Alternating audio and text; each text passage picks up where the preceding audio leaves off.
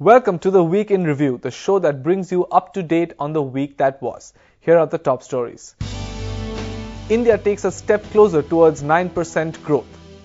Kapil Sibal says he'll overhaul telecom policy. And Toyota launches a car that's made specially for India.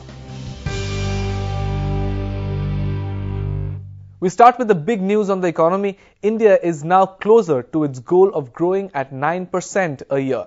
On Tuesday, the government released data that shows that the economy grew at 8.9% in the quarter ending in September.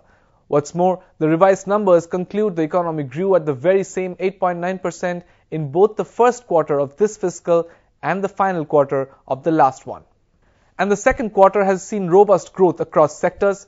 India's agriculture grew 4.4% for the period, helped along by a good monsoon. Services expanded 9.8% and industry, including construction, grew 8.9%. And the surprisingly good GDP numbers made policymakers optimistic. Finance Minister Pranab Mukherjee said growth for the full fiscal would not be lower than 8.7 to 8.75%. And Kaushik Basu, his ministry's chief economic advisor, said India was now closer than ever to 9% growth. And moving on, the week's other big news continued to be the 2G spectrum scandal. On Monday, the Telecom Ministry indicated it was going to carry out a comprehensive review of its policies. The new Telecom Minister Kapil Sibal said he would go after companies accused of violating rules. Sibal added that his ministry would issue show-cause notices to companies like Vodafone SR, Tata Teleservices, Aircel and Etisalat DB. Some of the companies Sibal mentioned are accused of getting spectrum on unfair terms back in 2008. Others are alleged to have not implemented their services as widely as promised. As part of its damage control exercise, the government asked the Supreme Court to oversee the CBI's investigation into the allocation of 2G spectrum. The court has indicated it's willing to do so but hasn't issued a formal order yet. Meanwhile, the government has also launched a separate probe into how the Neera Radia tapes got leaked. Its move came after industrialist Ratan Tata went to the Supreme Court with a petition to stop publication of the tape's contents. Tata said he wasn't against the government tapping phones, but accused it of leaking private conversations that it had recorded. The Income Tax Department tapped the phones of corporate lobbyist Neera Radia for 300 days between 2008 and 2009. The calls recorded include ones with Ratan Tata and several prominent politicians and journalists.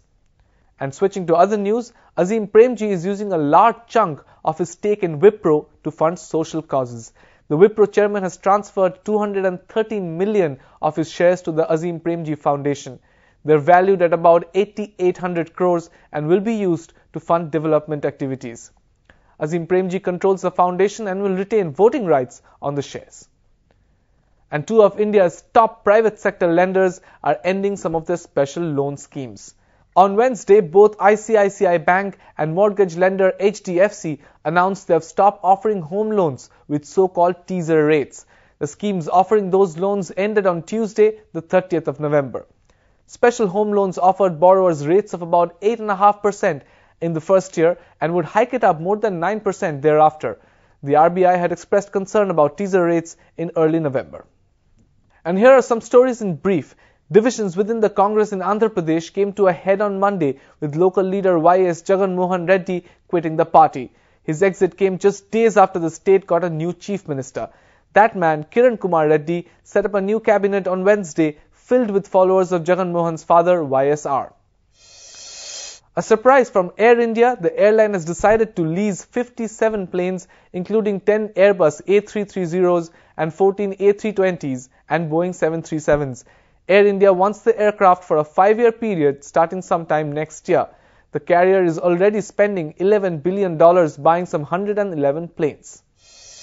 And finally, if you're looking for a Toyota car but thinking it's out of your budget, well, think again. Toyota launched its new mass market car, the Etios, in Bangalore this week. With a base price just under 5 lakhs, the Etios is designed specially for the Indian market. Sedan versions are currently on offer and Toyota will start selling a hatchback in April next year. That's all we have for you. Thanks for watching.